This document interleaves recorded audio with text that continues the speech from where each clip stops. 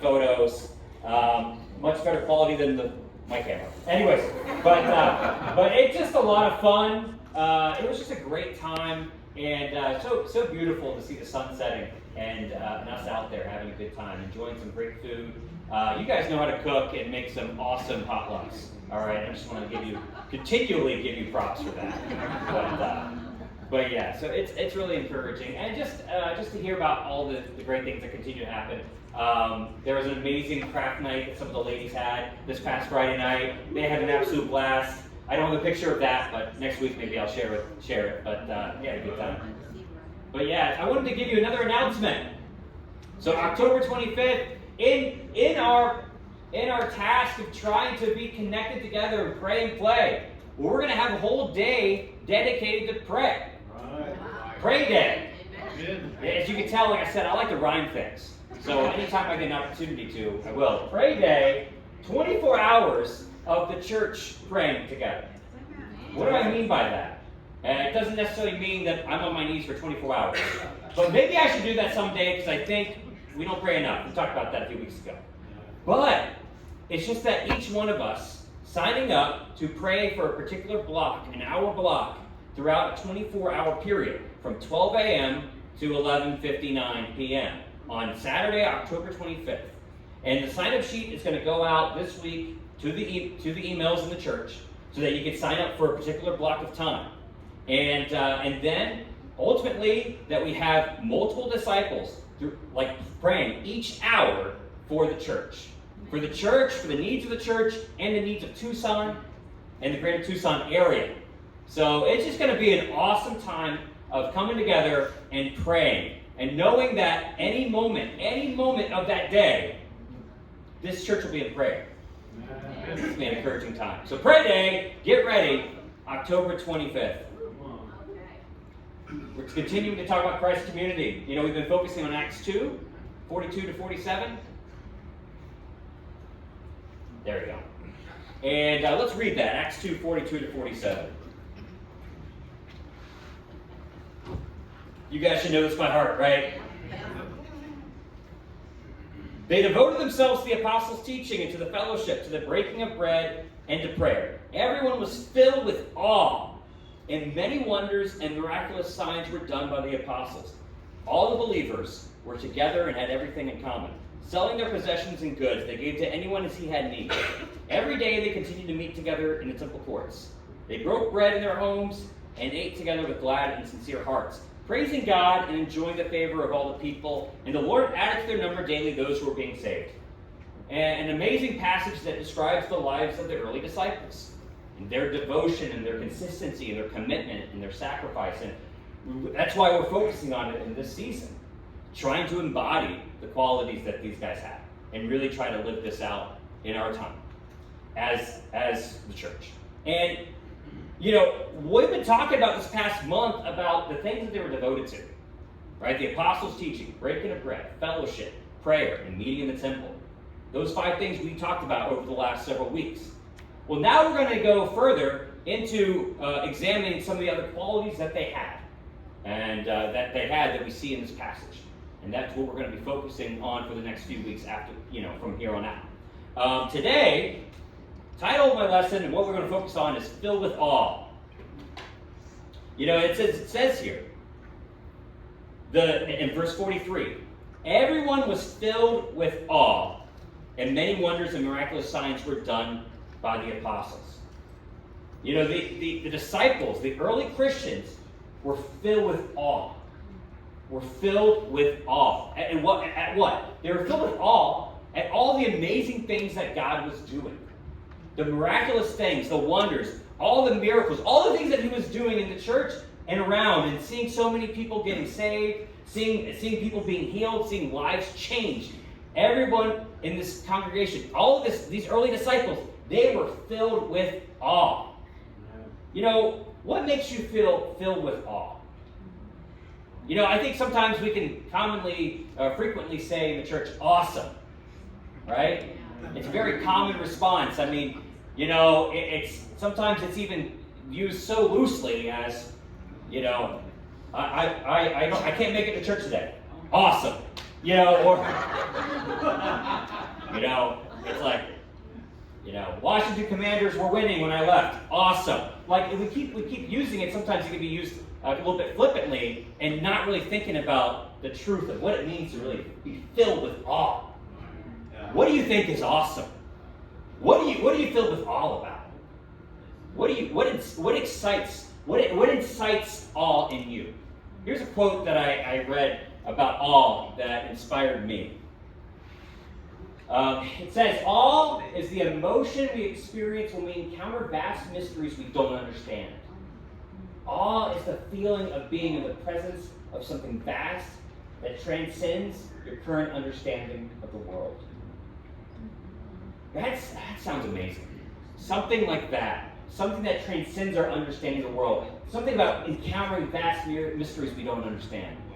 I don't think we can just quickly say we're filled with awe about a lot of different things. But I think the things of God, the things made by God, and the way God has worked, that's the kind of things I think that fill us with awe. You know, and those are the awesome things. And that's why the early disciples, I think, were filled with awe when they saw God working in amazing ways through the apostles. But I mean, look all around you. Look all around you and see the amazing things God is doing. I know some of you haven't seen this amount of water in a very long time. And that's why I wanted to bring this picture of the slides. Because it's one of my favorites at Niagara Falls. The previous slide was Grand Canyon. Of course, we're familiar with that here in Arizona, being the Grand Canyon state and all. But man, it just to take a moment. How often do you get a chance to just step outside and look around at what God's made and just be in awe of it? And think about the mysteries. Think about all the vastness of it. Think about all of the beauty and the grandeur of even just the little things. I mean, yeah, of course, it might be easy just to stare at the Grand Canyon or the Niagara Falls and be like, wow, right? Or even looking at this one here. This is Glacier National Park. I've not been here yet. I can't wait to go someday. Yeah. It's on the list of places we want to go. And that animal's pretty cool looking too. But just to think about the vastness here, and just to look at something like, you can't help but look at something like this and be like, awesome, right? Like just that, you know, those things that like, man, God's done an amazing thing here. God's worked powerfully, you know, and as it even says in Romans 1 that that so much of God's invisible qualities is made clear by what's been made. It's like we get to really be in awe and wonder of what God's done or who God is when we see what He's made. You know, and think about even this is from the Webb telescope. I mean, this is the kind of stuff even that the early disciples couldn't even see. And we're blessed living in today that we get the opportunity to see something like this. This is like a picture that just looks like just a little bit of blips. Like a kid just drew with different colors on a black piece of paper. It's not that. These all represent different galaxies. Isn't that amazing? It's like 1,000 galaxies out there, right there. And that's just one little corner of the universe. Of like, just imagine that is one corner of the entire universe, right? It's amazing to think about. And just to be in awe. And, you know, these maybe don't look as significant or as impressive as the other pictures. Unless you've never seen a black squirrel before. And then you're like, what in the world is that thing? But I had the opportunity to go to Michigan this past week. In Lansing, Michigan, there was a small church builders conference. And they got the opportunity to go. And you know, I was going in, I was excited about the opportunity to, of course, learn and grow. And there was amazing lessons in different aspects of church leadership and different qualities about being a minister that I think was really helpful. And to also reconnect with old friends. There were several friends I have in the ministry back in the East Coast that were there. And it was so refreshing and encouraging and edifying to my soul just to see that. But here's the stuff that I was surprised by. That I didn't think about ahead of time, that I was going to be blown away by. So when I got to Michigan, which by the way, you think, oh, Lansing, Michigan, that's on the top of the list of tourist destinations. You know, that is where the pinnacle of creation is at. No, of course not, right? It's just a small little town. But man, when I was walking around, I was like a kid in a candy store.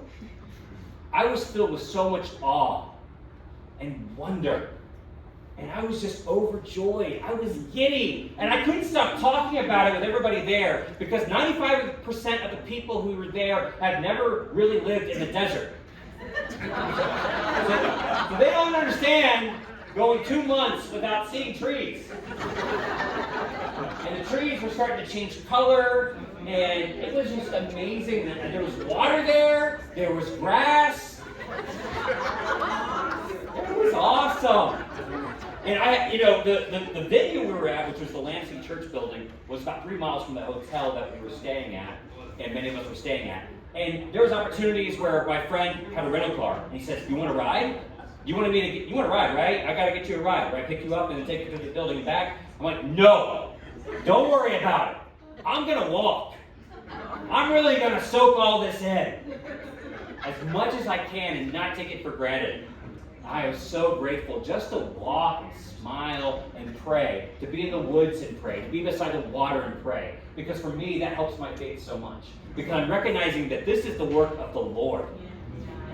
You know, the concrete, the chairs, the buildings, the bricks. Yeah, sure, those look cool and all. But it's really, man, when I get to see trees changing color, man, I was blown away. I even took some of the leaves and I put it in my wallet. I brought him back. Yeah, I know. It just seems so like, oh, bless your heart. But I was so, it just was super helpful for my faith. And I just hope that we can have that heart again. You know, that all of us can have that heart, that innocence, that heart of awe and wonder whenever we just consider what God's done. You know, and even just think about what the opportunities we even have, you know, that God's given us the opportunity to have. You know, that even back then they didn't have 2,000 years ago. Like we just talked about being able to see those pictures of the James Webb Telescope. Or maybe it's just being able to be in an airplane and looking out and being able to see the clouds. You know, or being able to connect with people throughout this entire world and learn from different people and get the chance to connect with people who also are made in God's image. That's an amazing thing that we get to have. It's such a blessing. But the thing about this, though, it's not just being in awe. Like, oh, wow, that's awesome. There's a little bit more to this word, awe. There's a little bit more to being filled with awe than just, oh, that's an amazing looking squirrel. There's more to it than that. You see, the Greek word here, the Greek word for awe in verse 43,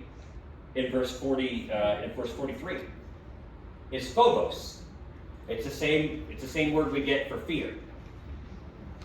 And so the Greek word there for phobos gets interpreted in English in different passages throughout the New Testament as fear or awe or terrified or dread.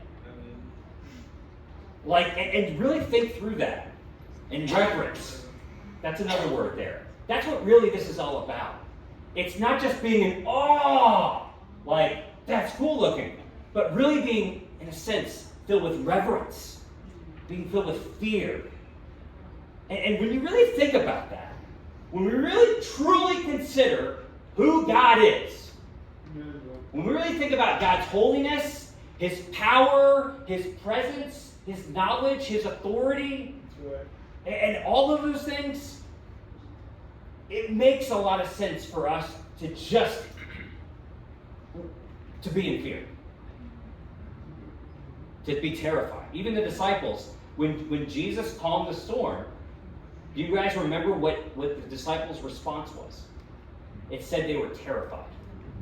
Same word, phobos. You know, that's the question I have for us today. Do we fear God? Yes, sir. Do we fear God? You know, I think about two different moments in the Old Testament that really stand out here, that really show God's power, His holiness, and in a sense, just the natural reaction of the people is just terror and terrified. In Exodus chapter 19, this is after the people got a chance to escape Egypt. And God is trying to connect with Moses. and talk with him and give him the commandments on Mount Sinai. And in verse 12, and it says, put limits for the people around the mountains and tell them, be careful that you do not go up to the mountain or touch the foot of it. Whoever touches the mountain shall surely be put to death. He shall surely be stoned or shot with arrows. Not a hand is to be laid on him, whether man or animal. He shall not be permitted to live. Only when the ram's horn sounds a long blast may they go up to the mountain. So ultimately, what happened here was that God did not want people to get near the mountain. And the fact is, you go a little bit further, in verse 16, on the morning of the third day, there was thunder and lightning with a thick cloud over the mountains and a very loud trumpet blast. Everyone in the camp trembled. Then Moses led the people out of the camp to meet with God. And he stood at the foot of the mountain. Mount Sinai was covered with smoke because the Lord descended on it in fire. The smoke billowed up from it like smoke from a furnace. The whole mountain trembled violently, and the sound of the trumpet grew louder and louder. Then Moses spoke, and the voice of God answered him. That's amazing. The mountain trembling, and smoke, and fire. And just the people, their response was just to be trembling. Why? Because of the almighty presence of the Lord, who's infinitely powerful, infinitely holy, infinitely knowledgeable, greater than all things. Even it says, it's referenced here also in Hebrews, where Moses says, I'm trembling with fear. That is our God. Isaiah 6, verse 1 to 5 is also an amazing story. That's in reference to the other picture there on your right.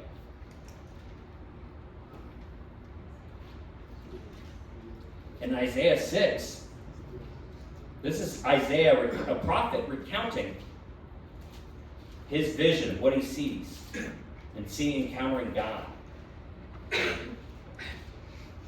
In the year that King Uzziah died, I saw the Lord seated on a throne, high and exalted, and the train of his robe filled the temple. Above him were seraphs, each with 6 wings. With 2 wings they covered their faces, with 2 they covered their feet, and with 2 they were flying, and they were calling to one another, Holy, holy, holy is the Lord Almighty.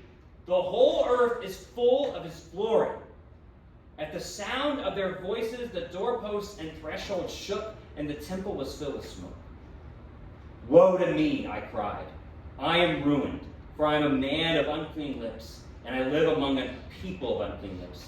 And my eyes have seen the King, the Lord Almighty. 2 different accounts of people encountering God, and they were trembling with fear. And to think about it, what else can make a mountain tremble? Right? What else can make a mountain tremble? That is our God. And I think that seems a little bit counter to a lot of our thinking, right? We usually say God is love, right? Which God is love. That's absolutely true. But at the same time, when we really consider the vastness and the greatness and the grandeur and the holiness and the power of the one who made it all, and including us, it makes sense that anybody who would encounter face-to-face with God would be trembling. In Proverbs 9, verse 10, it says, the fear of the Lord is the beginning of wisdom. What does that mean? That really when we choose to sit at the Lord's feet and really revere him and be in awe of him and fear him and respect him and honor him, it's the beginning of really living the life of wisdom that we should be living. It's making the wise choice. We can make a lot of wise, prudent choices with how we manage money, or maybe our work ethic, or maybe how we treat one another. But it has to start with fearing the Lord. Right. Honoring and respecting and revering the Lord. And you're like, but I remember Jesus. Jesus is all about love. And yes, Jesus talks a lot about love. But you know what he also says? In Matthew 10:28. It says, do not be afraid of those who kill the body but cannot kill the soul. Rather, be afraid of the one who can destroy both soul and body in hell. Wow. He's trying to get his disciples to really not be afraid of the people whom they're sharing with, or who they're reaching out to. No, instead, don't be afraid of what can happen to you there, because they can only destroy your body. But really have fear and reverence for the one who determines the state and the fate of your soul. That's what we have to continue to keep in mind. That even Jesus is telling us, hey, fear him, fear God. Have reverence for God. Are we fearing God? I think sometimes we got to be careful we don't get too complacent when we come to church, or we're getting into the Bible, or in prayer, or in worship. That we don't get so caught up in the motions, which I've done plenty of times, because I'm doing this every week, right? Sometimes we can get into autopilot, just being a disciple of Jesus. That we may lose sight of being reverential, and having a real holy fear of the Lord. And that's something I got to continue to grow in, because sometimes I can just be very nonchalant when I approach the Word, or when I approach God in prayer. But when I really consider a moment like in Isaiah, or a moment like in Exodus, and that's the same God who I worship, man, I've got to have humility. I've got to be surrendered. I've got to have reverence. I've got to have respect. In Acts 5, verse 1, is a cautionary tale about what happens when we don't fear the Lord. Ananias and Sapphira. It's interesting. There are two married couples that are mentioned, both the husband and wife are mentioned by name in the book of Acts. And one of them is Priscilla and Aquila. They are a great example of being mission-minded and having a church in their home and really carrying out the teachings of Acts 2 that we've been talking about. But then there's another couple, Ananias and Sapphira. Well, I think we can learn a lot from their example, but it's not the good example. Let's look here in Acts 5, verse 1. When now a man named Ananias, together with his wife Sapphira, also sold a piece of property. With his wife's full knowledge, he kept back part of the money for himself, but brought the rest and put it at the apostles' feet. Then Peter said, Ananias, how is it that Satan has so filled your heart that you have lied to the Holy Spirit and have kept for yourself some of the money you received for the land? Didn't it belong to you before it was sold? And after it was sold, wasn't the money at your disposal? What made you think of doing such a thing? You have not lied to men, but to God.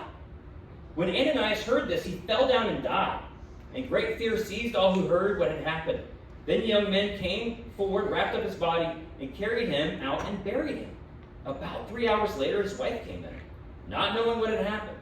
Peter asked her, tell me, is this the price you and Ananias got for the land? Yes, she said, that is the price. Peter said to her, how could you agree to test the Spirit of the Lord? Look, the feet of the men who buried your husband are at the door, and they will carry you out also. At that moment, she fell down at his feet and died.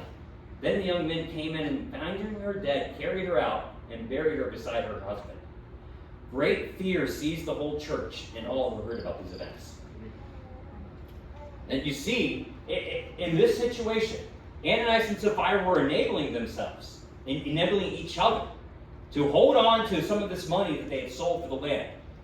And I don't think that was the problem. Not that they didn't give all, but the problem was giving off the impression that they gave off. It was the lies. It was the deception. It was clear that they were not fearing God first, because God looks at the hearts in each and every person and could tell that they had held back. And even what it says here at the very end, after they were struck dead, that great fear seized the community. So yes, the church was in awe of what the miracles that were happening, and that people being saved, and people being healed, and lives being transformed. But they were also filled with awe and fear at moments like this. Sobering moments where God intervened and struck down those who tested the Spirit of the Lord. So we've got to make sure we have the heart of fearing the Lord, having reverence for our Maker, and not trying to test Him through deception, through manipulation, through coercion, through anything. but really, everything we do, choosing to do it out of honor and surrender and respect for Him. Amen? Amen. I want to leave you with this thought. Fear God. Fear nothing else. Fear God. Fear nothing else. You know, I don't think this means that all of our fears will go away if we fear God. What I mean to say is that our fear of God should be first and foremost.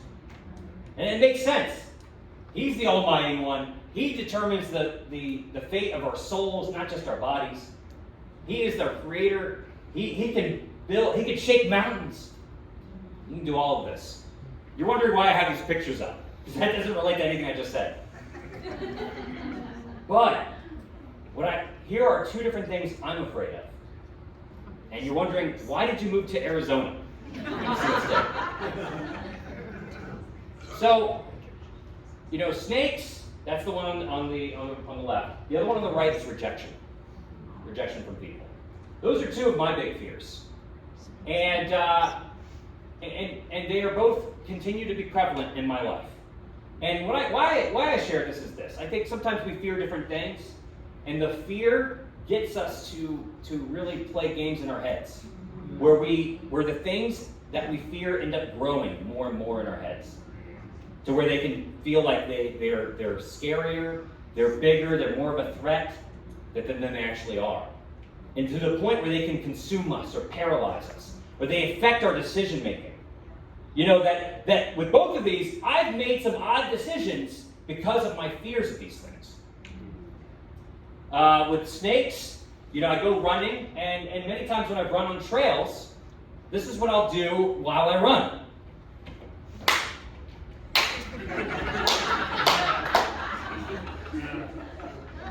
And you're wondering, why is he clapping? I am not clapping to the rhythm of any music. And I can't imagine if somebody runs by me and sees that. But I'm clapping because I'm trying to scare away the snakes. I'm thinking, okay, I'm here. I know you don't want to attack me. Come on, get out of the way. And it's like, but if you know anything about snakes, you know that they don't have eardrums. So, like, they're not going to hear the clapping. That's a waste of my time. Odd decisions that you make out of fear, right? Sometimes. You know, but the one with rejection, I think this affects me on a deeper level in everyday interactions with people at church or at different conferences, even especially at a conference this past week, where I'm connecting with different leaders, and I'm wondering, okay, do I fit in? Do I belong here? You know, what if I say the wrong thing? Am I going to get rejected? Am I going to come on too strong and just being super eager to talk? Or should I be standoffish and act cool? I get all weird in my head thinking these things. I don't know if you can relate to any of this. But I can get so insecure about these things. And sometimes it can really, and the odd decision I make because of that is one, just like really holding back what I say. And just because I don't want to say the wrong thing. So I just sit in conversation and be like, and because I can guarantee I won't say the wrong thing if I don't say anything. Right? And then some of those people that hear me preach and they're like, wow, you came alive. You know, where was that? And I'm like, well, it's buried in insecurity. I have to be real about that. That's just what I wrestle with. And I still wrestle with that. Fearing that if I say the wrong thing, I'm going to get rejected. But, you know, that's the thing. Because we blow these things out of proportion in our head like it's such a big deal. If I say this comment and it doesn't go over well, it's gonna lead to my overall rejection from the people.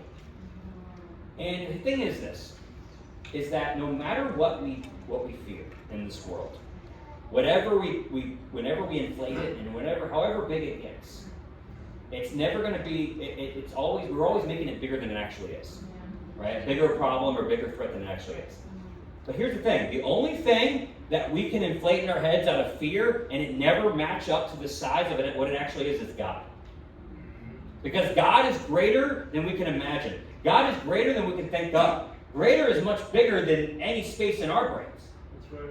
You know, and so that's why when we really choose to fear God and focus on God rather than consumed with the other fears, it makes all the other fears get smaller. That's right. And God is at the center.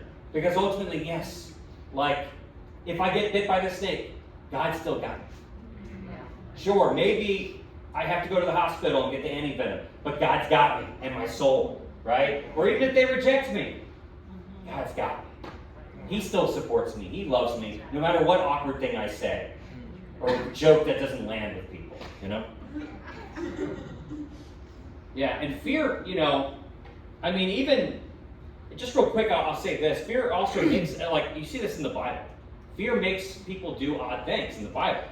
You know, 1 Samuel 18, 10 to 12, Saul was jealous of David getting all the attention and all the love.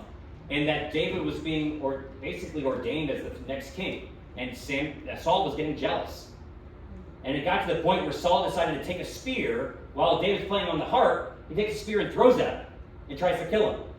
That seems like a very abrupt and unnecessary response to the harp playing. But it's because he's led by fear. You know, in Judges chapter 6, verse 11, Gideon, he's threshing wheat in a wine press. Usually when you do that, when you're threshing wheat, you're at the top of a hill. Because you're trying to let the wind blow and the wheat separate from the chaff. But when you're in a wine press, that's at the bottom of the hill. And so it's really inefficient for Gideon to be threshing wheat in a wine press because you're really ineffective at getting that wheat. But he's doing that because he's led by fear of the Midianites. He lets fear lead him to make an odd decision. And then Mark 14, verse 67 to 68. Peter is following along with the crowd as Jesus is being put on trial and about to be handed over to be crucified. And he starts being asked by people, do you know Jesus? And he says no. Even though he had been with Jesus for the last 3 years and he's one of Jesus' closest friends, he denies knowing Jesus. Why? Because of his fear. Our fears can lead us to make odd decisions and irrational decisions. But the thing is, you also look and see in the Bible many people who chose to fear God, and it led them to live fearlessly. And I want us to be inspired by people like this. A guy like Noah, who was told by God that he was going to flood the earth. But he didn't see any rain yet, but he decided to build an ark. He did that out of holy fear, out of reverent fear, it says in Hebrews.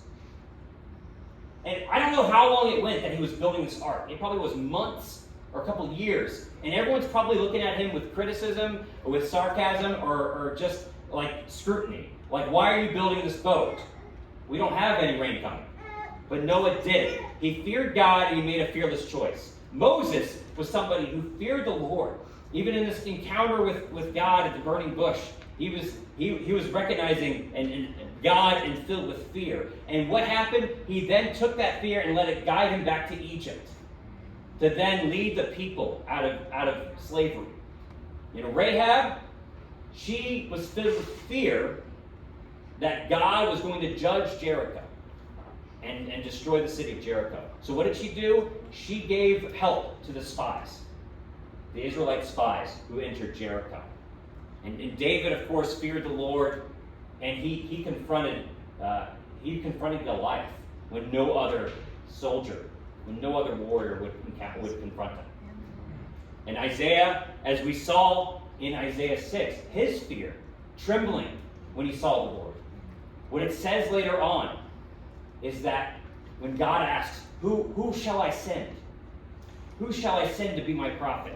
Isaiah steps up and says, here am I, send me. Isaiah chooses to live fearlessly because he feared the Lord. And I think when we recognize how awesome God is, and we really fear him, it's going to lead us to live fearlessly.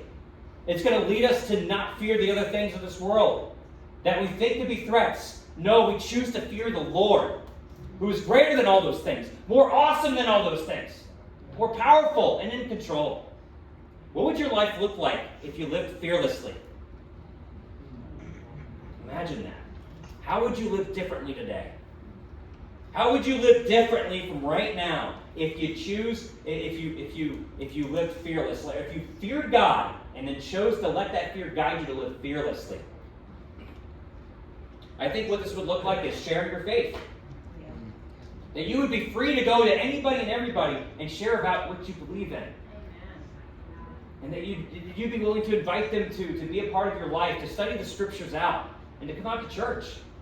Because what have you got to fear? You know, this has helped me out quite a bit recently, trying to be on University of Arizona's campus. Because sometimes I can still be very fearful. That's another funny decision I can make out of my fear of people and out of fear of rejection. I could start walking around other parts of the University of Arizona that nobody's at. That seems like an odd choice if I'm there to be a minister to people. But I do that out of fear. But man, what it reminds me is this. If I already made the fearless choice of moving 3,000 miles and leaving all my family and friends behind, I can't just shrink back now. And I think that's helped me out tremendously with having the confidence to share my faith. I even go up to people and say, the only reason I'm here is because I believe that God can work here. If not, I'd be back in Virginia. You know, but maybe living fearlessly would mean challenging someone on their sin. You know, that you're willing to have a hard talk with somebody because of what you see. Because you're not afraid. You're not afraid of what their response will be.